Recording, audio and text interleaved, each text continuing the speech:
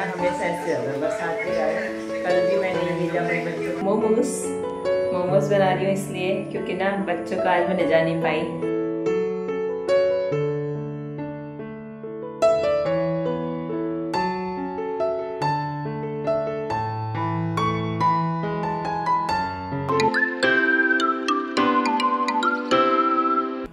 Hello YouTube family, welcome back in my new blog. तो दोस्तों कैसे हैं आप सब? आशा करती हूँ सब अच्छे होंगे। मैं तो मस्त हूँ, खुश हूँ और हैप्पी हूँ। तो दोस्तों आज की ब्लॉगिंग की स्टार्टिंग हो रही है मॉर्निंग के ब्रेकफास्ट बनाने से। तो आज मैंने बनाए हैं आलू के गुटके। आज सभी स्कूलों में ना ऑरेंज अलर्ट की वजह से ना छुट्टी थी, मतलब बारिश का ऑरेंज अलर्ट का मैसेज आया था और हमारी सबकी छुट्टियाँ, मतलब मेरे बच्चों की और मेरी। और यहाँ ऑनलाइन क्लास है आज सभी की। तो मेरे छोटे वाले बेटे ने ना अम्मा का पुराना फ़ोन ले रखा है और चार्ज में लगा रखा है। मैंने अपने फ़ोन से की ऑनलाइन क्लास और मेरे बड़े वाले बेटे ने की अम्मा के नए फ़ोन से। तो यहाँ पे ना सभी लोग अपने अपने फ़ोन लेके बैठे हैं, कोई इस कमरे में कोई उस कमरे में। और मेरी ऑनलाइन क्लासेस ना ख़त्म हो गई थी, बच्चों की भी है। तो मैं आ गई थी यहाँ पे खाना बनाने के लिए और मैंने ना पीली दाल रखी हुई थी आज अरहर मलका की, कुकर में मतलब पहले बॉईल कर लेती हूँ फिर उसका मैं तड़का लगा लेती हूँ। तो यहाँ पे दाल बॉईल हो गई है, अब मैं लगा रही हूँ तड़का। और उसके बाद ना मैं बनाऊँगी चावल फटाफट से। और बच्चों की अभी तक ऑनलाइन क्लासेस चल रही है और फ़ोन ना कोई भी फ्री नहीं है, सब इंगेज है। और मम्मी का पुराना फ़ोन भी निकाल लिया अलमारी से ताकि वो भी यूज़ हो जाए। लैपटॉप में कैमरा नहीं है तो वो वर्क नहीं करता है, इसलिए लैपटॉप से हम कोई भी ऑनलाइन क्लास नहीं करते हैं, बाकी काम सब हो जाते हैं लैपटॉप में।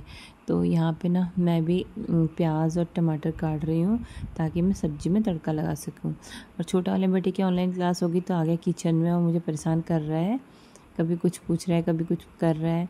और यहाँ पे मेरी दाल जो है अभी मैंने तड़का मार के टमाटर डाल दिया है। तो टमाटर गलने में टाइम लगते हैं तो मैं टमाटर को गलने के लिए छोड़ दिया है। और मैंने कुकर में चावल निकाल दिए थे, मेरे छोटा वाला बेटा आया और उससे ना चावल मुंह में डाले और साथ में उसके चले गई नीम की पत्ती भी मुंह में तो इसको थोड़ा सा कड़वा लगा था तो मुझे बोला था मम्मी कड़वा कड़वे क्यों हो रहा है आज चावल, उसको पता नहीं था कि नीम की पत्ती भी है उसमें। तो यहाँ पे मेरा छोटा वाला बेटा ना किचन में आ गया क्योंकि उसे लग रहा है कि बड़ा वाला बेटा जो है इसका दादा इसको डांटेगा। फिर वो भी आ गया था इसको डांटने के लिए कि किचन में क्या कर रहा है। और इनकी ना दोनों की ऑनलाइन क्लास ख़त्म हो गई और इसके पापा का फ़ोन भी आया था, मतलब मेरे हस्बैंड का। तो मैं उनसे बातें कर रही हूँ साथ में। और यहाँ पे मेरी जो अरहर मलका की दादी ना वो रेडी हो गई है। और फिर मैं आ गई आदित्य के पास, ये लैपटॉप में खेल रहा है अभी। तो मैं इसको डांट रही थी और ये जब भी मैं इसके पास आती ना तो बोलता है कि मेरी वीडियो मत बनाना तो मैं इसके बाल खींच रही हूँ अभी। और फिर हमारा हो गया था खाना पीना। और फिर 2:30 बजने के बाद मम्मी जा रही थी किसी के यहाँ, मतलब हमारे रिलेटिव्स के यहाँ पे। और अक्सर ना मैं ही मम्मी के साड़ी के पल्लू वगैरह बना देती हूँ, तो यहाँ पे मम्मी के पल्लू को बना दिया मैंने। और मम्मी से ना मतलब साड़ी तो पहनी जाती है पर पल्लू नहीं बनाया जाता है, थोड़ा टफ लगता है मम्मी को। और मैं डेली स्कूल में पहनती हूँ तो मुझे आदत है पल्लू वल्लू बनाने की।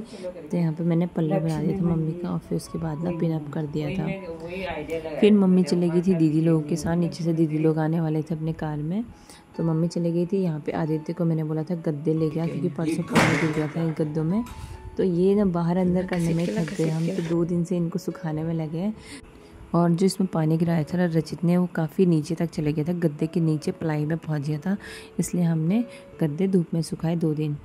और आज बनाया था घूमने का प्लान, तभी बारिश हो गई। तो दोस्तों आज अच्छा मौसम बना हुआ था मार्केट जाने का और नुमाइश लगी हल्द्वानी में, मतलब नुमाइश से काफ़ी टाइम पहले लग गई थी, बल्कि मैं ले भी गई थी अपने बच्चों को। पर वो जो पहले लगी थी ना वो छोटी जगह पे लगी हुई थी नुमाइश, और अब जो है बड़े वाली जगह मतलब बड़े एरिया में लगी है, तो वहाँ पर बहुत अच्छा होता है। तो मेरे बच्चों को ना कब से ये था कि मम्मी हमें ले जाइए, मैं ले जा नहीं पा रही थी। पर ये कल से जिद लेके बैठे मम्मी हमें वहाँ ले जाइए। तो कल तो ऐसे ही हो गया, नहीं ले जा पाई क्योंकि बारिश भी हो रही थी इस वजह से। और आज हम रेडी हुए जाने के लिए, बल्कि मैंने मम्मी को भी बोला था आप भी चलिए, तो मम्मी कहीं और चली गई। तो उसके बाद अब मैंने सोचा कि बच्चों को लेके जाऊंगी और शाम के टाइम पे जाएंगे सोचा था। पर सडनली यहाँ पे इतनी बारिश हो गई तो दोस्तों क्या होता है, और हम रेडी होके बैठे हैं। अब हम क्या करें बताओ, हम रेडी होके बैठे हैं जी इस वजह से। तो अब देखते हैं, अगर बारिश ऐसी रही तो हम नहीं जाएंगे। और अब हम घर में ही रहेंगे, कहीं नहीं जाएंगे, ठीक है रचित? ठीक है बाबू? नहीं उसका ऑयल लगा रखना इस लड़के ने। मत करो ऐसे। नहीं अच्छा बता, अब कल जाएंगे ठीक है? अगर अभी नहीं जा पाए तो कल जाएंगे, ठीक है? रुकेगी बारिश? कहीं नहीं रुकेगी। ठीक है, कितनी महंगा बारिश है, टायर पंचर हो गया और बिजली कड़कने लगी भयंकर। तो दोस्तों 1 घंटा हो गया और हम बैठे बैठे बस बारिश का इंतजार कर रहे हैं, बारिश रुकेगी, पर ये बारिश रुक नहीं रही है। वीडियो बना रहा हूँ बाहर। क्या बनाता है बाहर के? मत कर। ओहो यहाँ पे इतनी ज़्यादा बारिश आ रही थी ना दोस्तों, बता नहीं सकते। मतलब हम रुकने का वेट कर रहे थे बारिश कब रुकेगी, पर यहाँ तो बिल्कुल बाढ़ वाली स्थिति हो गई थी। इतनी ज़्यादा बारिश, मतलब पानी जो है अंदर को आ रहा था हमारी बाउंड्री के अंदर, और रोड में जो पानी होता है ना वो पूरा भर के अंदर को आ रहा है पूरा। बहुत ज़्यादा प्लान बना रहा हूँ सुबह से, वो प्लान ना हमेशा ऐसे होगा, बरसात के कारण। कल भी मैं नहीं भेजा भाई बच्चों को, और आज भी बारिश की वजह से मुझसे लग रहा है, और मैंने अपने चेंज भी नहीं है अपने, क्या पता बारिश रुक गया, चले जाऊँ, देखते हैं। सच में इतनी तेज़ बारिश ना, नहीं तो 1 घंटे में रुक जाती है, पर ये ऐसी बारिश हो गई ना, मतलब 2-3 घंटे होने वाले हैं, बारिश रुकी नहीं है। और अब मुझे लग रहा है मुश्किल है बारिश रुकना।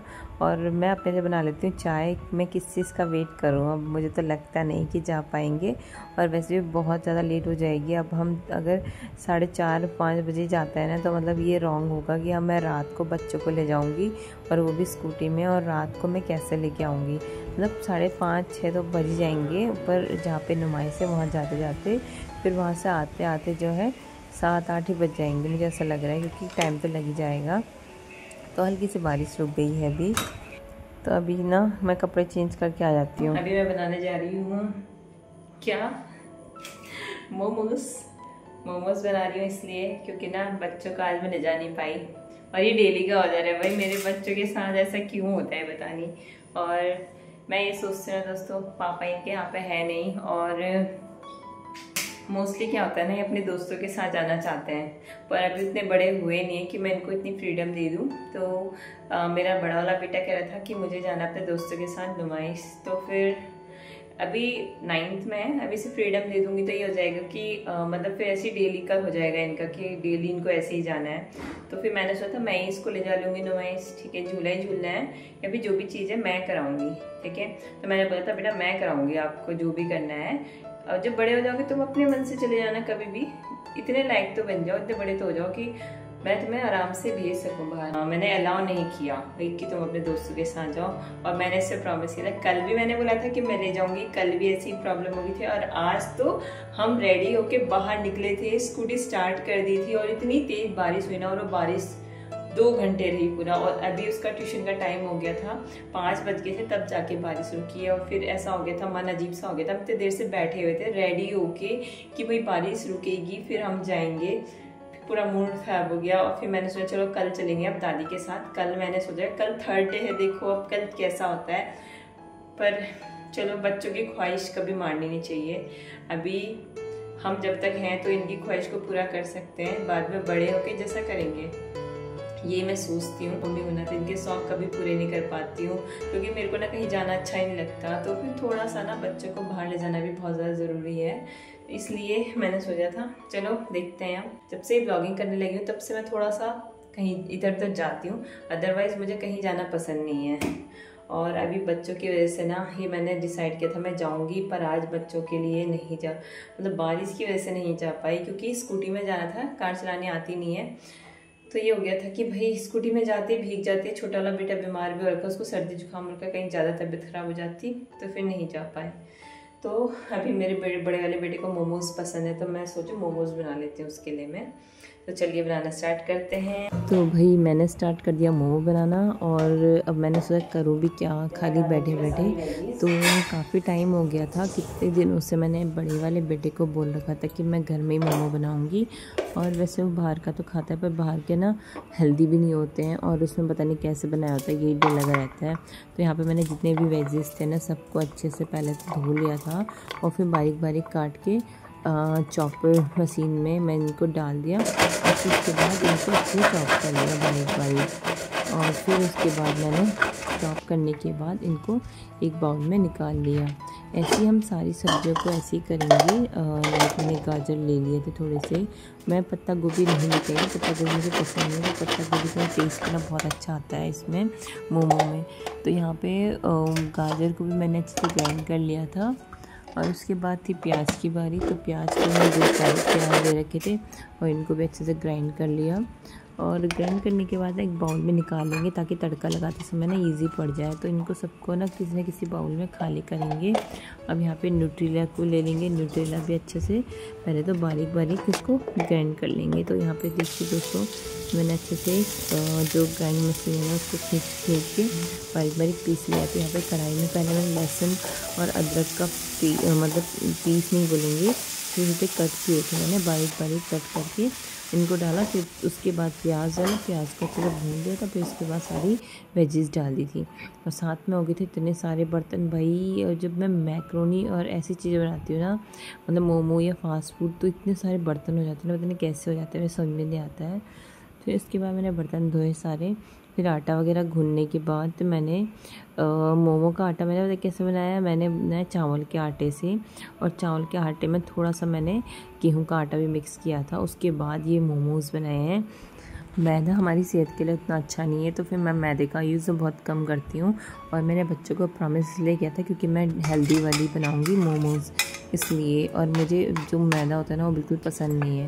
तो यहाँ पर मेरी चटनी भी रेडी हो गई है और मैं अब बना रही हूँ मोमोज़, जो मैंने आटे और चावल के आटे और गेहूं के आटे के बनाए हैं।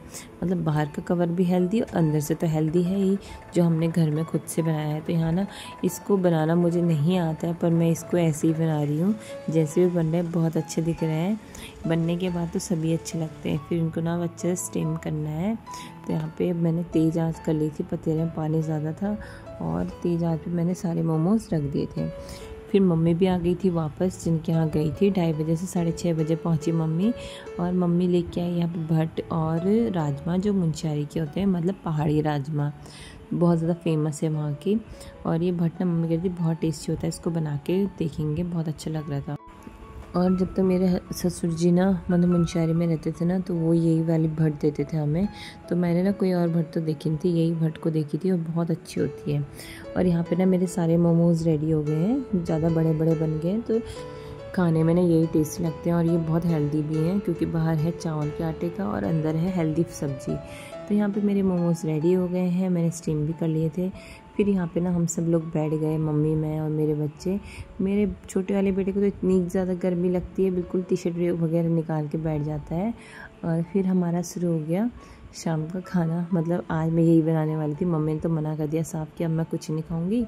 और मेरा भी कोई मन नहीं था, क्योंकि इतने सारे मोमोज़ तो हम खा ही रहे थे और बहुत ज़्यादा हैवी हो रहे थे ये। और बड़ा वाला बेटा भी मना कर रहा था, मैं भी नहीं खाऊंगा। बस छोटा वाला बेटा कह रहा था कि मम्मी मैं रोटी खाऊंगा। तो यहाँ ना खा के मज़ा आ गया था भाई। मोमोज़ ना जैसे मार्केट के होते हैं सेम वैसे ही लग रहे थे। तो मेरे बच्चों को तो दोनों को पसंद आ गए। पर ये लास्ट तक यही सोच रहे थे कि मम्मी आज हमें नुमाइश ले जाएगी, भले बारिश ही क्यों ना आ रही हो। पर थोड़े से दुखी थे बेचारे, क्योंकि मैंने इनको बोल रखा था कि ले जाऊंगी। तो इसलिए ना मोमोज़ बनाए थे, थोड़े से खुश हो गए थे। तो मुझे अच्छा लगा। एक माँ के दिल में तभी खुशी होती है जब उनका बच्चा ना बेचारा हैप्पी हो जाए छोटी सी बात पे। तो मैं इतनी मेहनत ज़रूर करती हूँ कि अपने बच्चों को मैं खुश रखने की कोशिश करूँ। तो यहाँ पे मोमोज़ जो है हमने खा लिए थे साथ में मिलके। फिर उसके बाद मैंने जो है फ्रूट्स काटे, क्योंकि मोमोज़ जैसे भी है ना हमारी सेहत के लिए अच्छे नहीं है, हमारे पेट के लिए अच्छे नहीं है। तो उसके साथ अगर हम फ्रूट्स या वेजिटेबल्स खाते तो वो बहुत अच्छे होते हैं। तो यहाँ पे अमरूद काट लिया था मैंने एक, और साथ में बच्चों को अमरूद भी दे दूँगी। तो दोस्तों आज की ब्लॉगिंग की एंडिंग यहीं पे करते हैं। मिलते हैं आपको नेक्स्ट ब्लॉग में। और आप अगर नए हैं, मेरी वीडियो को पहली बार देख रहे हैं, तो प्लीज़ दोस्तों सब्सक्राइब ज़रूर कीजिएगा, लाइक शेयर एंड कमेंट करना मत भूलिएगा। और दोस्तों अगर आपको मेरी वीडियो पसंद आती है तो प्लीज़ कमेंट ना ज़रूर कीजिएगा, आप करते नहीं हैं कमेंट। तो आज की ब्लॉगिंग यहीं पे एंड करते हैं। मिलते हैं आपको नेक्स्ट ब्लॉग में। तब तक खुश रहिए, मस्त रहिए, मुस्कुराते रहिए। बाय।